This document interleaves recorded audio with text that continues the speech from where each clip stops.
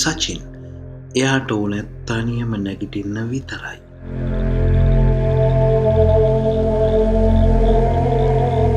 සචින් 2017 දී නාලන්දා විද්‍යාලයේ සාමාන්‍ය පෙළ පන්තියේ හිටපු දක්ෂ දරුවෙක්. හොකි කණ්ඩායමෙත් හිටියා. වොලිබෝල් වලට දක්ෂයි. කලා කටයුතුත් කළා. ශිෂ්‍ය පාර්ලිමේන්තුවේ 3 වෙනියට වැඩිම මනාපු ගත්තු සචින් අද එක්තැන් වෙලා.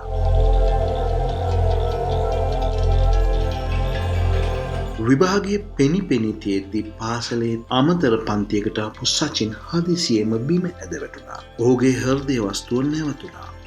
ඇහැ වගේ බලාගත්තු දෙමව්පියෝ දෙන්නට පණිවිඩය ආදී සචින් සදහටම දැස් පියාගත්තා කියලයි.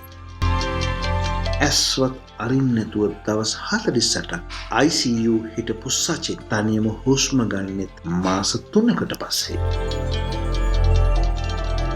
හොකේ ගහපු චිත්‍ර ඇඳපු සචින් අද තනියම නැගිටින්න උත්සාහ කරනවා.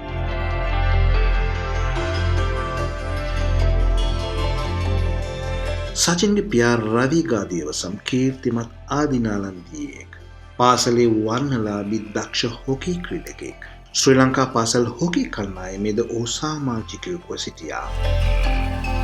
ඔහු තම දිරිමත් බිරිඳක් දූවරු දෙදෙනාත් සමග සචින්ව නැගිටවන්නට අධික වෙහෙසක් ගන්නවා.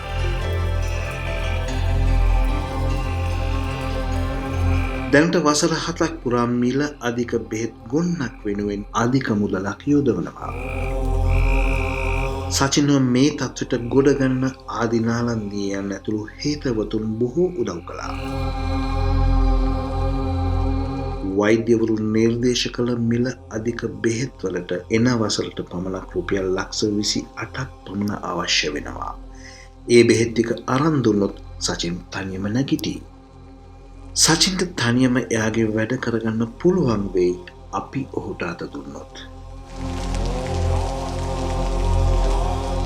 වැටුණු සචින්ව නැගිටවමු. ඒක පිනක්.